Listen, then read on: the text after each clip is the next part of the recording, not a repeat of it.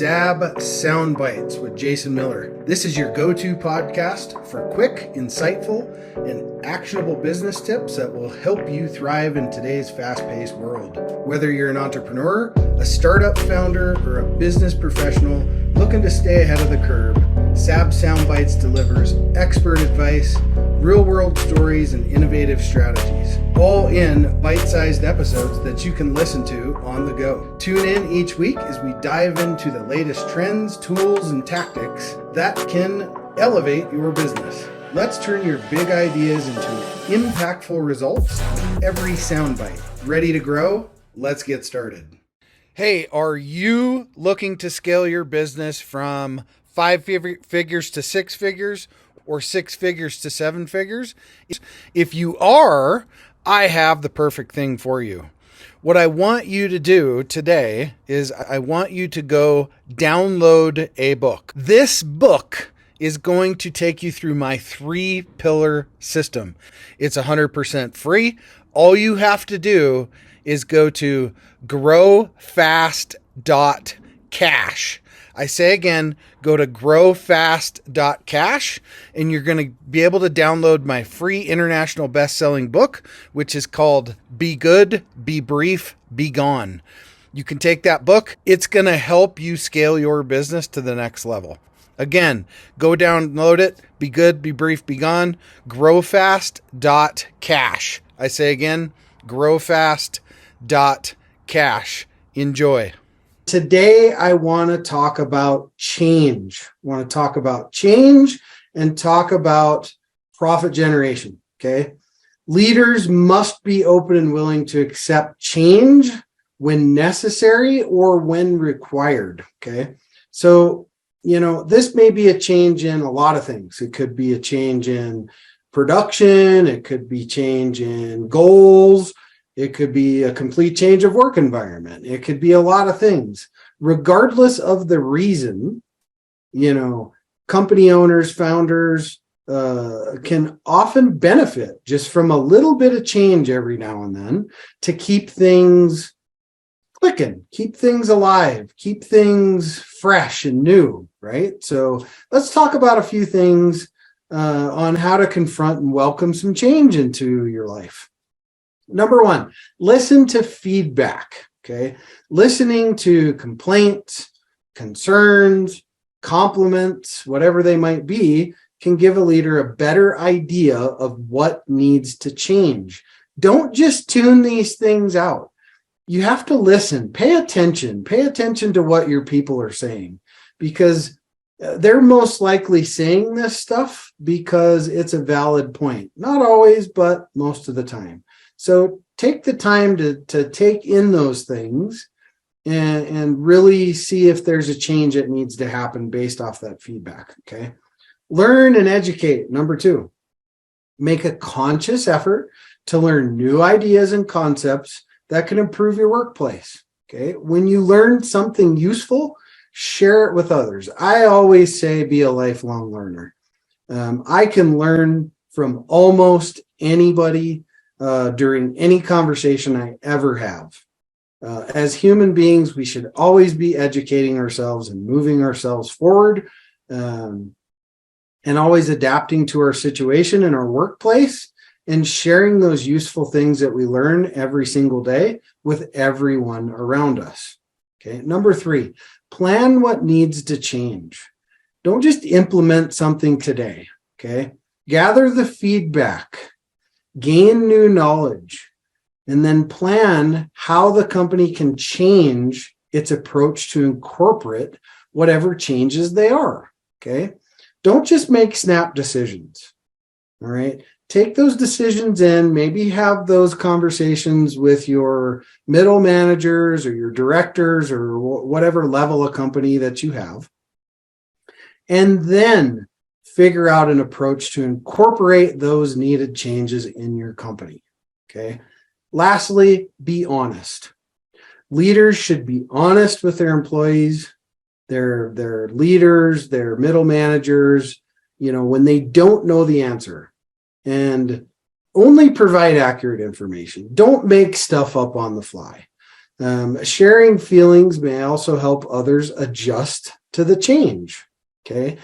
People just inherently don't like change. That's just how humans are. We don't like change. So the last thing we ever want to do is force change down somebody's throat. Implement it in small bites, get buy-in, and that change will move a lot smoother through the process. Okay. Lastly, a little business tip. As leaders, as company founders and CEOs, we should be focusing on profit generation for the company, culture, change, all these things that we've been talking about, not tactical tasks. As the leaders of an organization, completing tactical tasks is like death to a company. Your focus should be on profit generation and making your company better as a whole. Not just profit, but as the culture drivers in your company, how you lead, all these things combined together will all drive profit generation.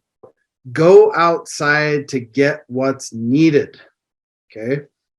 Now, growth leaders aren't afraid to close gaps in their own business models or capabilities through partnerships or joint ventures with other businesses.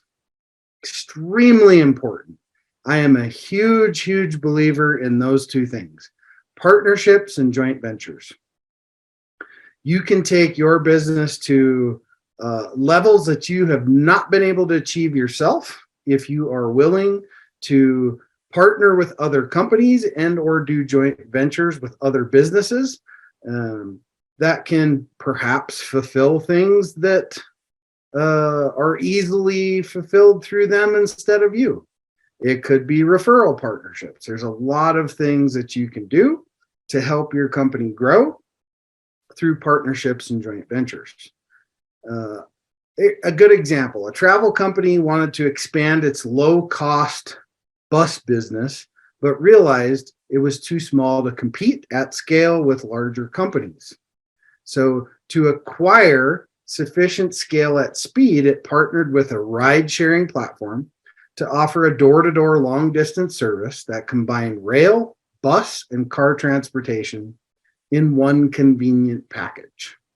So now that company was able to plug in to another company, increase their revenue, decrease their actual overhead, and now they are making more money in the long run by creating that strategic partnership for fulfillment.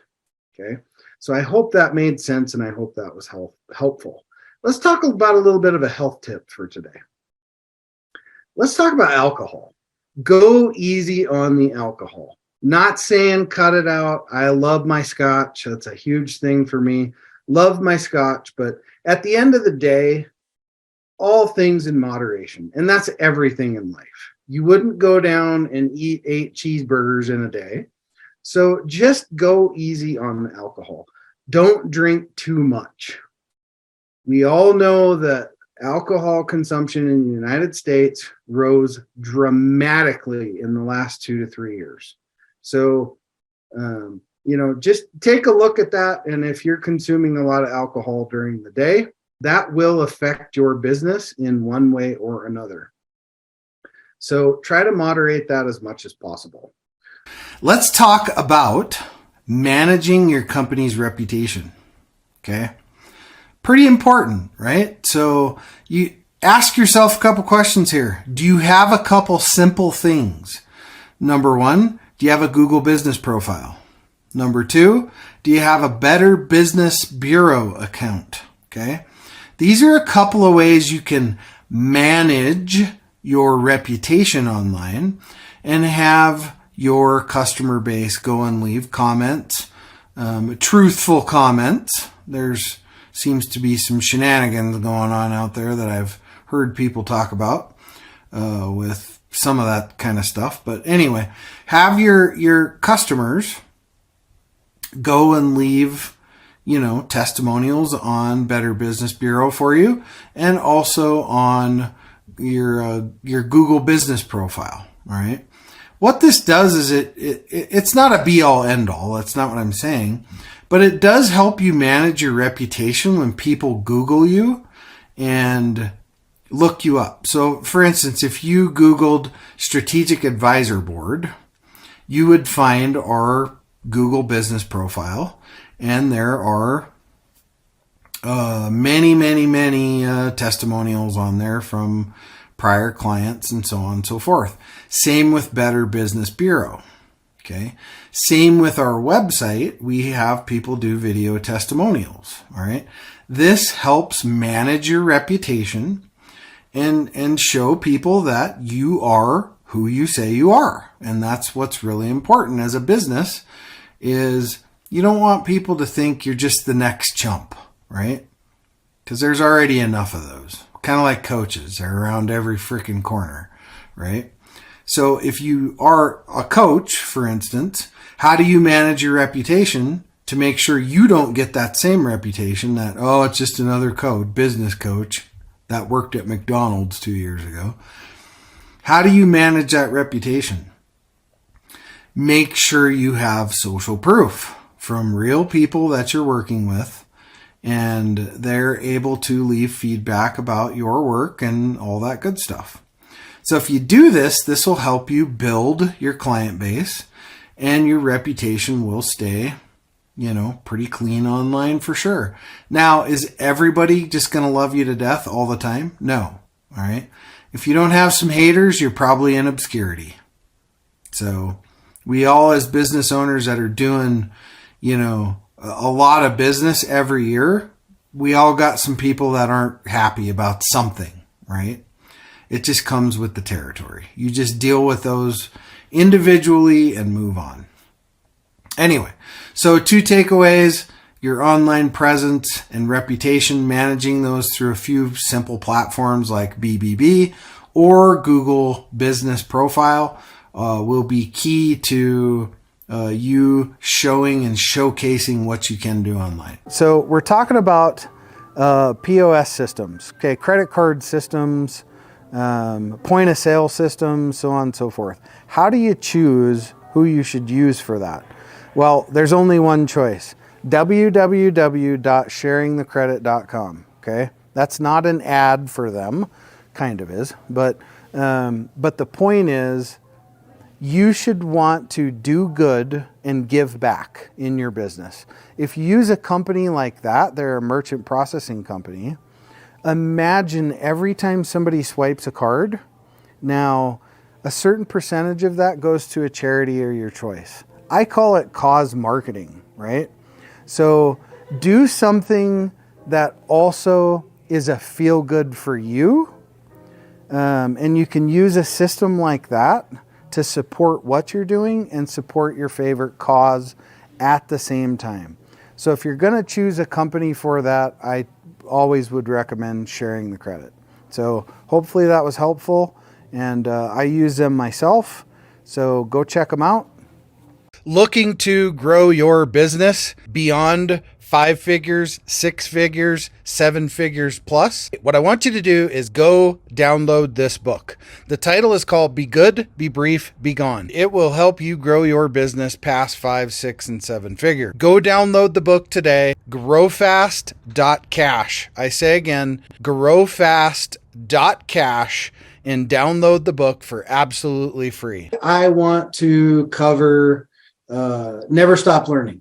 Okay. We should never, ever stop learning. We should be lifelong learners, and we should always strive to be pushing the envelope of this mind, this mush that's in between the 2 ears, always be pushing it to its maximum potential all the time. I've always said this: respect what you don't know. You say that again so it sinks in. Respect what you don't know. You should always have an appetite for learning and developing, always. However, it's not just learning new skills. There's often a lot of unlearning that needs to be done as well. Past ways of doing things might not serve you well now, or there might be more efficient ways of doing things today. you have to be willing to unlearn past behaviors in order to move forward. I hate the saying, that's the way we've always done things. That's a horrible way to operate. Just because that's the way you've always done things doesn't mean that's the right way to do things. So, here's an example when it comes to never stop learning. When I was in the military, I was in more of a special operations type of environment where I was a sniper, so on and so forth. So we used to teach a lot of people to shoot.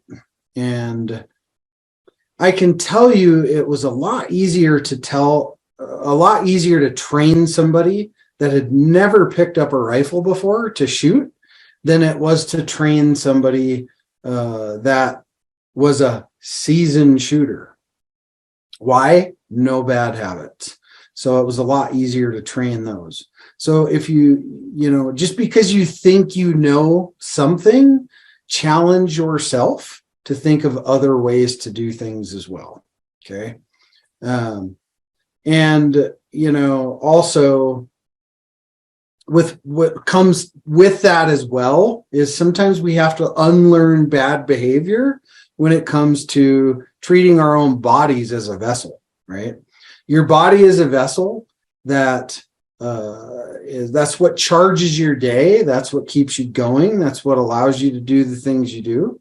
So we have to treat our bodies like a vessel, feed it right, get good sleep, get rested, get family time, get all of those things. Sometimes you have to unlearn bad habits around just taking care of yourself. All right. How to think about transformation, not just innovation. Okay. You can't just chip away at the edges of things anymore. You have to think and be a lot bigger. Okay. Innovation is an important part of every single company. Absolutely. But we're in a time where transformation leads to innovation.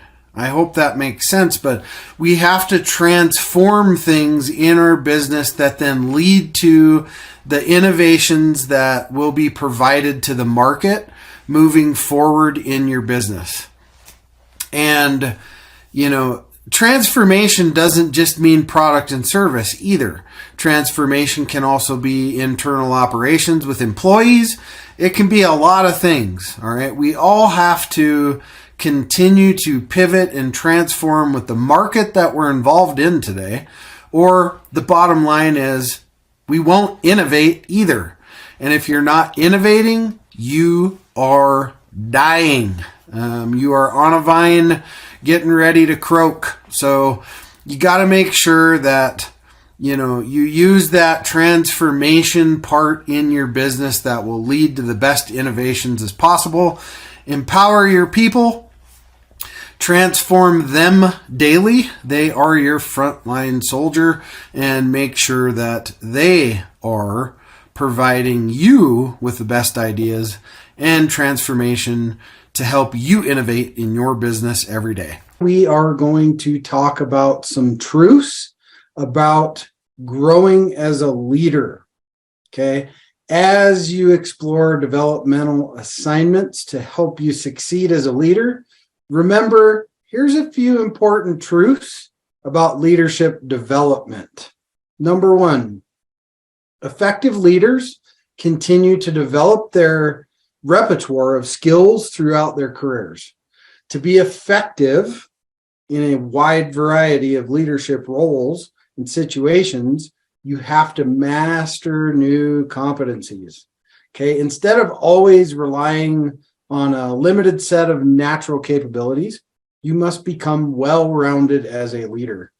This development of a repertoire of skill is a gradual, but it's also a continuous process. So you want to continue to develop your suite of skills as a leader as you progress through your career, whether it's in middle management or C-suite management or a CEO. Number two, a significant part of a leader development plan occurs through practical experiences. Okay.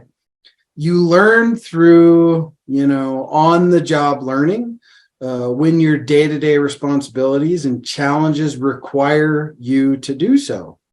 And when you have the opportunity to engage in experiences, draw lessons and insights from those experiences, and apply the new knowledge and skills to the next experience. Okay, so that's the growth part, right? We want to always be growing as leaders, and the best way to do that is through practical experience. I'm sure you've heard of the term drinking from the fire hose, right? So the best place you're ever going to learn pretty much anything is a little bit of drinking through that fire hose. Okay, so third, the more varied the practical experience, the greater the likelihood of developing a broad repertoire of leadership skills. Okay. Leaders who continue to focus on doing the work they're already good at are less likely to broaden their capacity. So leaders who step into new situations that test other abilities continue to develop their skills and successfully take on higher levels of leadership responsibility. Kind of goes without saying, you want to push yourself and, broaden your capacity as a leader all the time, and put yourself out there. Don't just expect your middle management just to take care of everything. Put yourself out there because you still need to lead them. Okay, so a second small topic here we're going to talk about is wealth, okay? And that is investing in your team's education.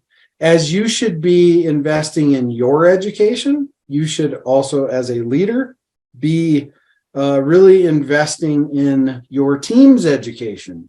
Why? Because you want your team to grow into the next position of higher responsibility and really capitalize on that talent that you hired in the first place. So a little bit of investment in your team's education goes a long way. And this is something you should look at as an investment, not as an expense.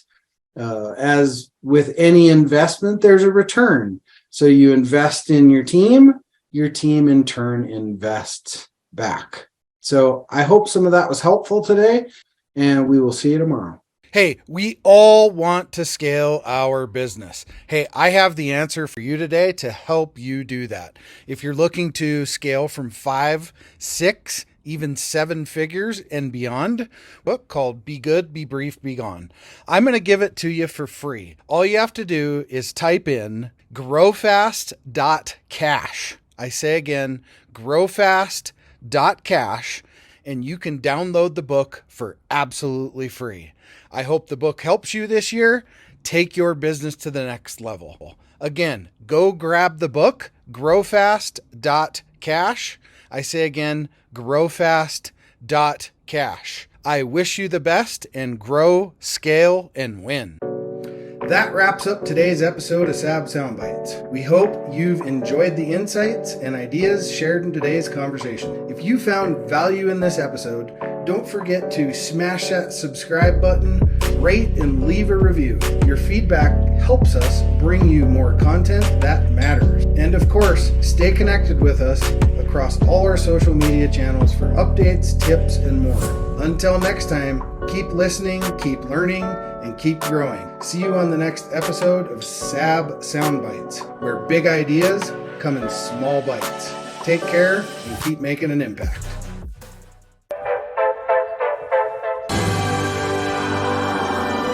There it is. Magnum.